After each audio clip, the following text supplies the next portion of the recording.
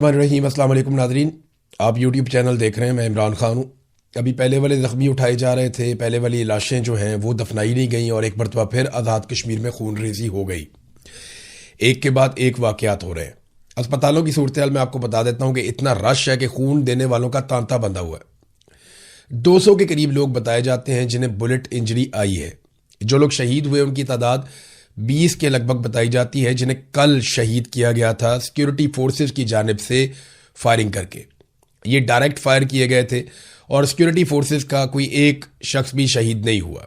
तो जो शहीद हुए वो सारे के सारे मुजाहिरीन थे, उन पे डायरेक्ट फायरिंग की गई है और उसके नतीजे में 20 लोग शहीद हो गए और बहुत बड़ी तादाद में लोग गोलियों के जख्मों से चूर होकर अस्पतालों में पहुंचे हैं।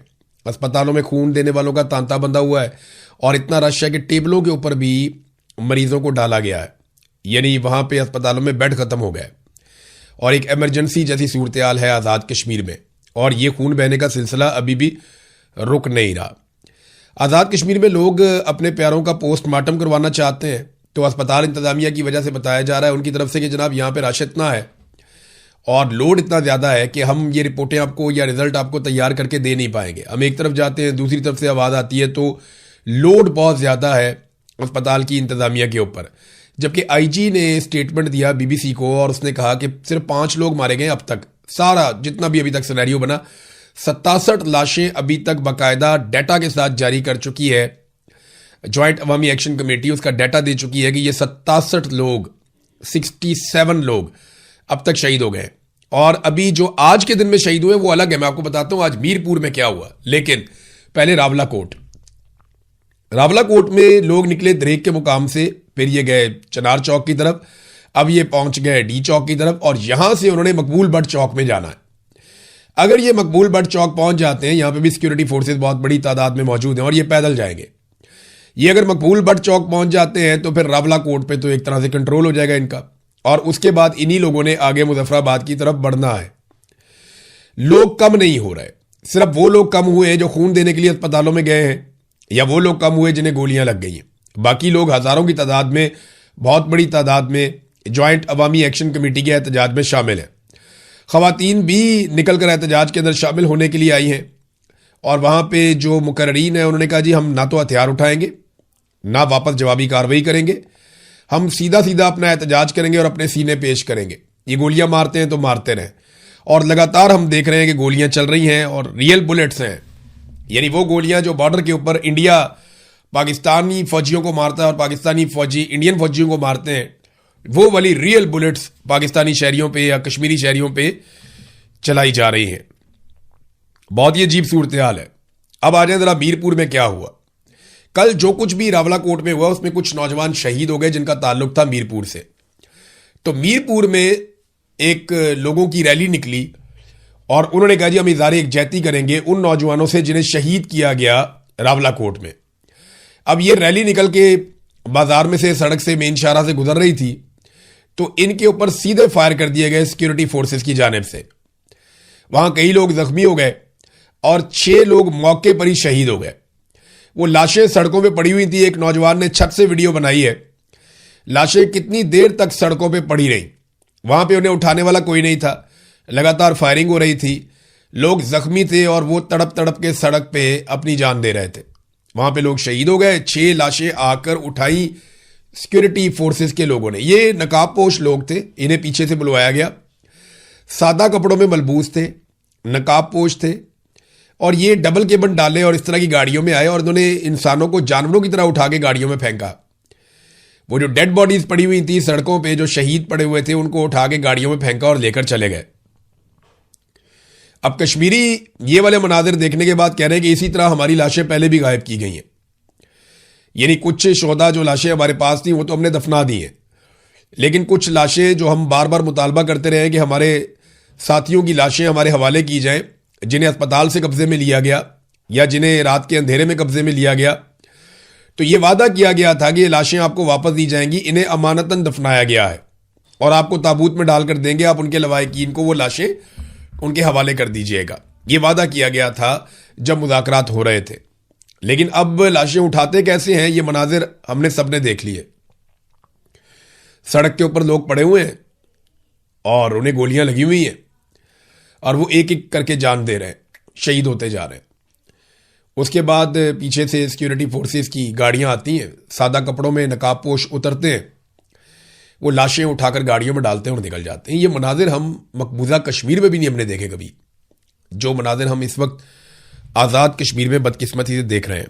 आसिम मुनीर साहब की जो पॉलिसी है वो पाकिस्तान को वहां ले आई जो हम कभी सोच भी नहीं सकते थे, यानी इक्तदार की एक ख्वाहिश, हमेशा रहने की ख्वाहिश, कुर्सी मेरे से कोई ना ले पाए, मैं अपनी हुकूमतें बनाऊंगा, मैं पाकिस्तान को कंट्रोल करूंगा, मैं अपने लोगों को तरक्की दूंगा, अपने लोगों को आगे लेकर आऊंगा, तमाम इदारों में मेरे हमायती लोग बैठेंगे, मैं अपने तमाम मुखालिफिन को कुचल दूंगा, ये मुल्क वैसे चलेगा जैसे मैं चाहूंगा। ये जो ख्वाहिशात हैं, इन ख्वाहिशात ने बेड़ा गर्क कर दिया पाकिस्तान के पूरे स्ट्रक्चर का। आपकी तरक्की मुकम्मल तौर पर रुक चुकी है। पाकिस्तान के अंदर मईशत का पहिया जाम हो चुका है, बिल्कुल जरा सी भी मईशत आगे नहीं बढ़ रही। सरमायाकारी खत्म हो गई पाकिस्तान में। पाकिस्तान की आलमी सतह पे क्रेडिबिलिटी भी नहीं रही। इंसानी हकूक की पामालियों में पाकिस्तान का दुनिया में नाम बन रहा है। पाकिस्तान का पासपोर्ट बदतरीन पासपोर्ट की लिस्ट के अंदर चला गया है। सिर्फ आसिम मुनीर की एक ताल्लुकदारी डोनाल्ड ट्रंप से बनी है और इसके नतीजे में अभी तक एक अमान मिली हुई है कि कोई हमें कुछ कहता नहीं है। जिस दिन डोनाल्ड ट्रंप का हाथ सर से उठ गया उसके बाद पूरी दुनिया सवाल पूछेगी, क्योंकि सवाल बहुत सारे इकट्ठे हो चुके हैं और एक सैलाब आएगा सवालों का जिनके जवाब फिर किसी के पास नहीं होंगे। नाज़रीन, ये आईजी ने जब कहा ना कि पोस्टमार्टम अगर नहीं होगा तो हम तो लाश ही नहीं मानेंगे, ये बड़ा सीरियस इशू बन गया। अब पोस्टमार्टम करवाने के लिए जाते हैं तो लाश गायब कर दी जाती है। उधर डॉक्टर कह रहे हैं जनाब हमारे पास इतना लोड है कि हम पोस्टमार्टम कर ही नहीं पा रहे, आपको रिपोर्टें कैसे बनाकर दें। ये अब हालात हो गए हैं। और अभी जो ताज़ा लिस्ट जारी की गई है उसमें जो 6 लोग शहीद हुए मीरपुर में, उनके नाम शायद शामिल नहीं किए गए। तो मीरपुर में भी 6 लोग शहीद हो गए हैं और काफ़ी लोग जख्मी हुए हैं, उन्हें भी अस्पतालों में मुंतकिल किया गया है। पाकिस्तान की शारक था पूरा कश्मीर, अब अपनी शारक के ऊपर खुद ही छुरी चला रहे हैं और ये काम भी एक डिक्टेटर कर रहा है। हमेशा डिक्टेटर ने नुकसान पहुंचाया, आज फिर डिक्टेटर नुकसान पहुंचा रहा है। रियासत के मुंह को खून लग गया, ऐसा लगता है खून लग गया इनके मुंह को, और ये अब खून पिए बगैर इनका गुजारा नहीं होता। ये पूरा रजीम जो आसिम मुनीर साहब ने बनाया ये पाकिस्तानियों की लाशों के ढेर के ऊपर खड़ा है और इसे हर थोड़े अरसे के बाद पीने के लिए इंसानों का ताज़ा खून चाहिए होता है। कभी इन्हें 9 मई पे खून में असर आ जाता है, उसके बाद इनको डी चौक में खून में असर आ जाता है, उसके बाद ये खून पीते हैं मुरीदके में, फिर कश्मीर में खून पीते हैं, फिर दोबारा खून पीते हैं जब आयतुल्लाह अली खामनाई की शहादत होती है ईरान में, लोग निकलते हैं एहतजाज करने के लिए, अहले तशी उनका खून पीते हैं, फिर कश्मीर में खून पिया जाता है और अब लगातार 2 दिनों से खून पीते पीते खून की जरूरत बढ़ती जा रही है। ऐसा लगता है डोज बढ़ती जा रही। पहले कम लोगों को मारते थे, अब ज्यादा लोगों को मारते हैं। पहले देर देर के बाद मारते थे, अब जल्दी जल्दी मारते हैं। तो ये रियासत और इसके इदारे एक खून आशाम बनते चले जा रहे हैं और सियासतदान बैठकर तमाशा देख रहे हैं। जिनकी जिम्मेदारी है ना, वो अगर बैठ के तमाशा देखेंगे और ये सोचेंगे जनाब कहीं मैं ना पकड़ा जाऊं, मेरा कारोबार ना बंद हो जाए, मेरी सियासत ना खत्म हो जाए, मेरे बच्चे ना बर्बाद हो जाए, पूरा मुल्क ही बर्बाद हो रहा है। जब आप सियासत में आए थे ना तो आपको ये सोच कर आना था कि मैं अपने मुल्क की खातिर अपनी जिंदगी दे रहा हूं, तो फिर अब आपको पीछे हटने का कोई हक हासिल नहीं है। लोगों ने आप लोगों को वोट डाले हुए, निकले और निकल के आवाज उठाएं। फजल रहमान की जिम्मेदारी है, एएनपी की जिम्मेदारी है, पीपल्स पार्टी के अगर कोई लोग अब भी उनके अंदर इंसाफ बाकी है तो उनकी जिम्मेदारी है। पीएमएलएन ने तो मायूस ही कर दिया, बेड़े ही गर्क कर दिया पकड़ के। पीटीआई के लोगों को खड़े होना चाहिए फौरी तौर पे। बाकी तमाम पॉलिटिकल पार्टीज को मिलकर आवाज उठानी चाहिए जुल्म और बर्बरियत के खिलाफ, और इनको आजाद कश्मीर में जाना चाहिए और लोगों के साथ इजहार यकजहती करना चाहिए। पीएमएलएन से मायूसी क्यों है ये जरा देखें ना आप। ख्वाजा आसिफ का स्टेटमेंट आप देखें, ये पाकिस्तान का वजीर दिफा है और वजीर दिफा का बयान देखें। मुझे एक मेरे दोस्त हैं कश्मीरी, उन्होंने ये स्टेटमेंट भिजवाया, उन्होंने कहा जी दिल ही टूट गया है ख्वाजा आसिफ की ये बात सुनकर। मैं बताऊंगा कौन लोग हैं जिन्हें गोलियां लगी हैं। अभी बताता हूं आपको एक ऐसा वाकया सुनाता हूं कि आपको हैरत होगी कि ये कर क्या रहे हैं। एक और जर्नलिस्ट हैं, बड़े अच्छे जर्नलिस्ट हैं, उनका मुझे फोन आता है, वो रोना शुरू हो गए। मैंने कहा रोते क्यों हो? कहते जी मैं आजाद कश्मीर से हूं। मैंने कहा फिर? कहते जी हम आवाज ही नहीं उठा सकते। कहते इमरान भाई अपने आप से घिन आ रही है। मुझे एक सहाफी ने फोन करके कहा जो कश्मीरी है, उसने कहा जी मुझे अपने आप से घिन आ रही है, मुझे अपने आप से नफरत हो रही है, मैं सच बोल ही नहीं सकता हूं। कोई इदारा सच चलाने को तैयार ही नहीं है। वो बेचारा इदारे पे काम करता है, सोशल मीडिया का इतना बड़ा नहीं है, लेकिन वो कहता है जी कोई इदारा सच चलाने को तैयार ही नहीं है। अपने आप से घिन आ रही है, अपने आप से नफरत हो रही है कि इतना बड़ा जुल्म हो गया, मेरे भाई मार दिए और मैं आवाज नहीं उठा सकता, मैं बात नहीं कर सकता। तो मैंने कहा हम उठाएंगे आपके हिस्से की आवाज भी, ये बोझ हम उठाएंगे, हम जोर लगाएंगे और एक वक्त आएगा इंशाल्लाह आप सब बोलेंगे। एक वक्त आएगा आप सबको बोलना पड़ेगा, लेकिन जब सब मिलकर बोलेंगे तो फिर जुल्म नहीं हो पाएगा। इसलिए बारी बारी सबकी बारी, ये मैं कहता रहता हूं कि आप सबकी बारी आएगी, एक एक करके आप सबको मारा जाएगा, एक एक करके आप सबकी इज्जत पे हाथ डालेंगे, एक एक करके आप सबकी चादर और चार दीवारी का तकद्दुस पामाल करेंगे, एक एक करके आपके घरों में घुसेंगे। ये आज भी मौका है, इकट्ठे होकर इनका मुकाबला करो, वरना ये जायंट बनता जाएगा, ये एस्टेब्लिशमेंट इतनी ताकतवर हो जाएगी कि फिर आप इसको रोकना आपके लिए मुसीबत बन जाएगी, फिर बहुत ज्यादा कुर्बानी देनी पड़ेगी। आज अगर आप लड़ेंगे तो आपको कम कुर्बानी देनी पड़ेगी। जितना वक्त गुजरेगा, जितना खून आप इस बला को पिलाएंगे, ये उतनी ताकतवर और बड़ी होती चली जाएगी, फिर ये ज्यादा खून पिएगी और ज्यादा ताकतवर हो जाएगी और फिर आपको इसको रोकने के लिए ज्यादा बड़ी कुर्बानी देनी पड़ेगी। आज रोक लो, कम नुकसान होगा, कल रोकोगे और नुकसान होगा, उसके बाद रोकोगे ये और ताकतवर हो जाएगी आपका खून पीकर, फिर और नुकसान होगा। तो बारी बारी सबकी बारी। ये ख्वाजा आसिफ को बात समझ नहीं आएगी, ये रिसीविंग एंड पे रहे हैं। मुस्लिम लीग नून एक दौर में रिसीविंग एंड पे रही है, पीपल्स पार्टी भी रही है, लेकिन इनको ये बात समझ नहीं आएगी। ये इक्तदार के झूले में बैठे हुए हैं। जिस तरह वो डीसी की आपने देखी थी ना वीडियो कि वो झूले ले रहा था बात करते हुए, तो ये सारे इक्तदार के झूले में बैठे हुए, इन्हें बिल्कुल समझ नहीं आएगी। ख्वाजा आसिफ से जब सवाल किया गया तो उसने कहा रावला कोर्ट में एहतजाज करने वालों के खिलाफ कार्रवाई हो रही है। वो लोग जिस तरह पाकिस्तान दुश्मनी का इजहार कर रहे हैं, कब कर रहे हैं यार, खुदा का नाम लो यार।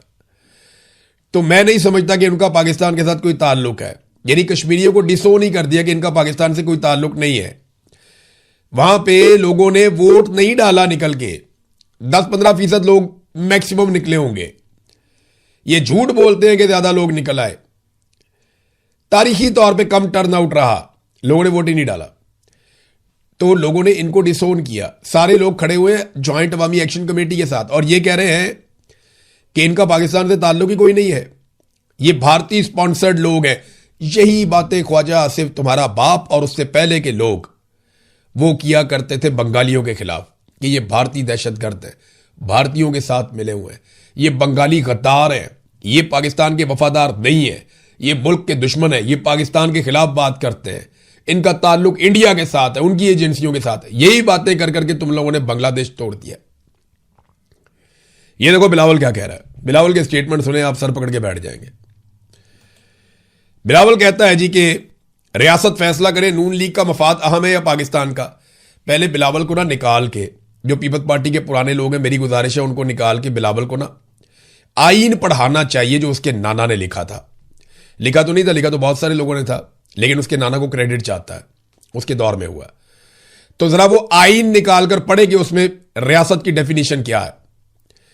वफाकी और सूबाई हुकूमतें और पूरा सिस्टम जो मिलकर बनता है वो रियासत होता है।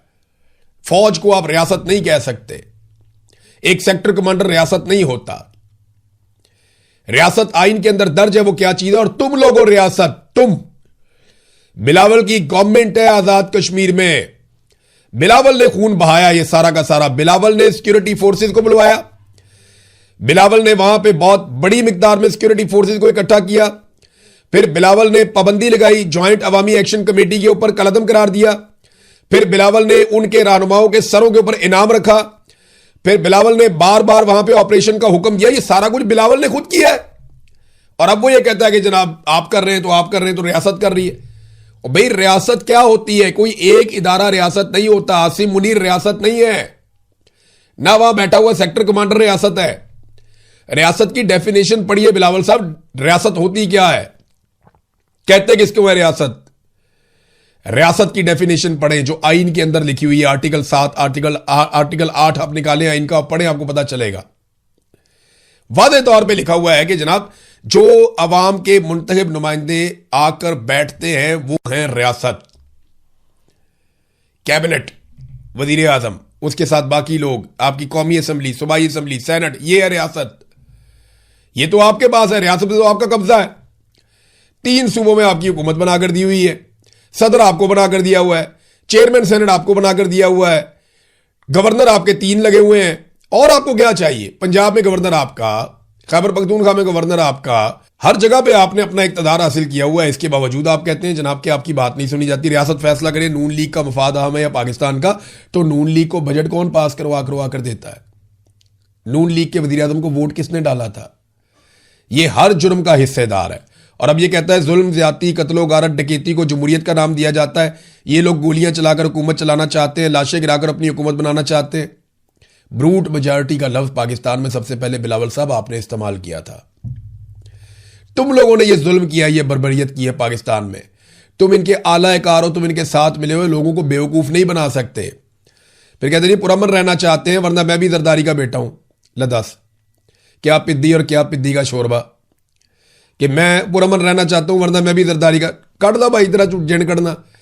जरदारी कहता है कि मैं भाई एस्टेब्लिशमेंट के हाथ मजबूत करूंगा। एक जरदारी ने स्टेटमेंट दिया था जिंदगी में और जरदारी दुबई भाग गया था। सदर होने के बावजूद ये पाकिस्तान में नहीं रुक पाया स्टेटमेंट देने के बाद। उस जरदारी का बेटा है। एक दिन जरदारी डट के खड़ा नहीं हो सका था आर्मी चीफ के सामने। एक स्टेटमेंट दिया, वो भी गोल बोल दिया, नस गया पाकिस्तान से।